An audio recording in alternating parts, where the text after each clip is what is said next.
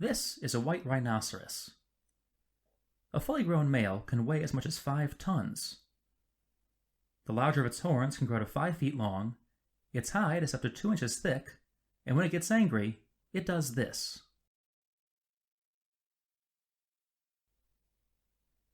Around 84 AD, a white rhinoceros appeared in the Colosseum. On its first showing, it tossed a full-grown bull over its head. On later outings, it threw more bulls, obliterated bison, and demolished a bear. The Romans, of course, couldn't get enough of this, and the rhino was such a big hit that it appeared on the coinage. The closest white rhinoceros to Rome lived in what is now South Sudan or Uganda. This means that the Romans had to somehow bring 3 tons of aggravated rhinoceros, roughly 4,000 miles. Along the way, they had to deal with non-existent roads, unfriendly locals, and very sinkable wooden ships, all while keeping that ornery 3-ton rhinoceros well-fed and reasonably happy. And the rhino was only one of the tens of thousands of exotic animals shipped, driven, and dragged to the Colosseum. How did they do it? Welcome to questions about ancient Greece and Rome you were afraid to ask in school. My name is Dr. Garrett Ryan, and today's question is, how did the Romans capture and transport animals for the Colosseum? Animals had many roles in the Roman games. Most of these are conveniently pictured on this mosaic from Libya. Animals, first, were used to execute criminals. If you look at the upper left part of the mosaic, you can see leopards attacking 2 men bound to stakes. Another criminal is being thrown to lions in the lower right. Animals were also forced to fight each other. You can see one of these beast combats in the lower left, where a bull and a bear are chained together. Finally, and most importantly, animals were hunted. In the upper right, you can see a man with a long spear and an awfully short tunic about to kill an elk. Hundreds of animals could be killed in a single day of games. No fewer than 9,000 died for the dedication of the Colosseum, and 11,000 were slaughtered in the game celebrating Trajan's conquest of Romania. Though these numbers were exceptional, beast hunts were held at Rome more or less continuously for 7 centuries. That's a lot of animals. Some arena animals could be found near Rome. Boars and wolves, for example, were still fairly common in parts of Italy. But most were shipped from the provinces or beyond. From northern Europe came bears, elk, bison, and a kind of wild cow known as the aurochs. Egypt produced crocodiles and hippos. Other parts of North Africa provided lions, leopards, panthers, hyenas, and elephants. Tigers were hunted in distant northern Iran and India. Sub-Saharan Africa, even farther away, sent gazelles, giraffes, ostriches, zebras, apes, and of course the occasional rhinoceros. So let's say you're a Roman emperor. Maybe you're a good emperor, and you spend your free time reading philosophy and complimenting senators. Maybe you're a bloodthirsty maniac. Whatever, I'm not here to judge. You've decided to remind the people how great you are by putting on some games. It'll be expensive, but hey, you're the emperor. You inform your lackeys of your divine will, and they begin scrambling to hire gladiators, assemble executable convicts, and bring exotic animals from every corner of the known world.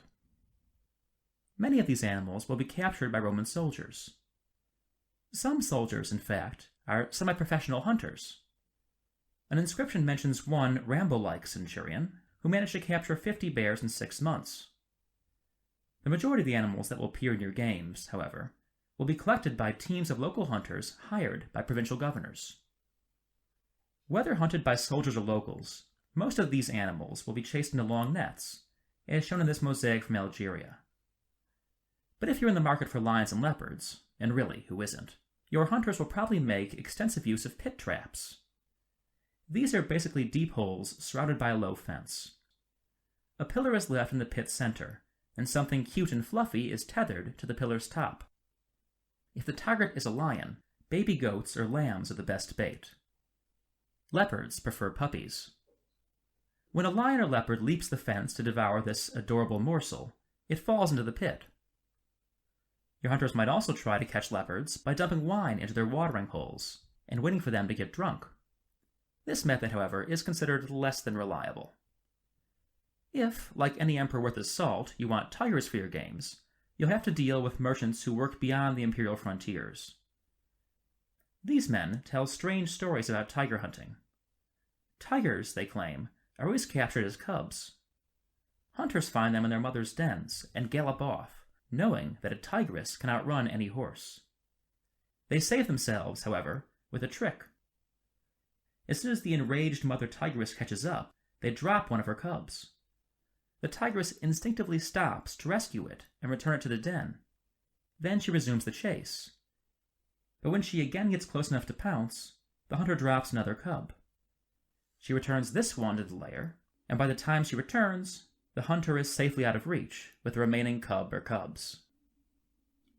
Once your Imperial Majesty's animals have been captured, the carnivores will be confined in wooden boxes and transported on ox-drawn carts. Herbivores will be led along on ropes. Since the hunters are on your imperial business, they will be eligible to use the carts and hostels of the postal service, and authorized to requisition food for their animals in every town they pass. Whenever possible, the animals will be moved by ship, always the quickest and cheapest way to move things in the ancient world.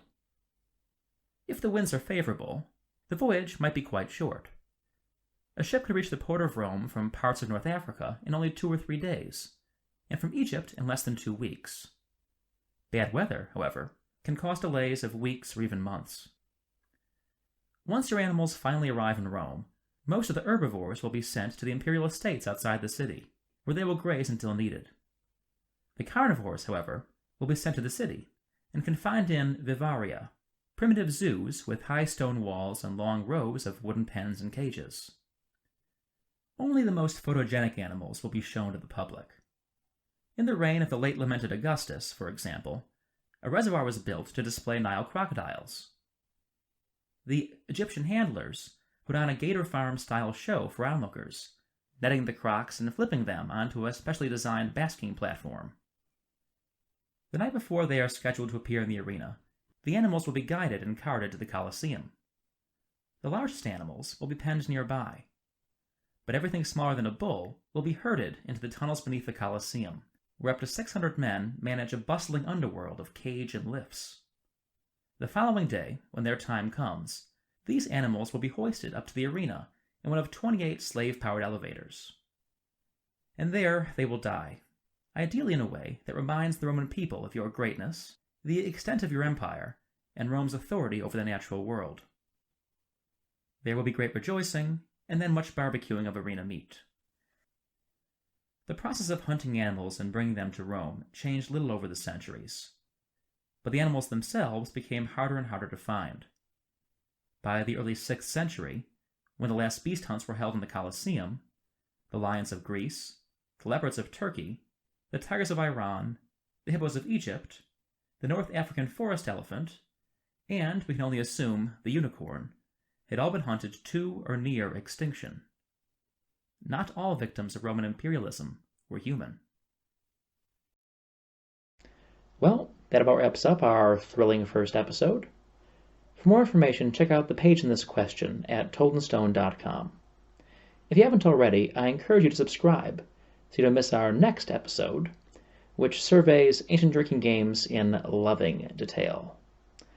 Finally, if you have any questions about the transport of animals or the beast hunts, please ask them in the comments section, and I'll try to answer as quickly as possible. Thanks for watching.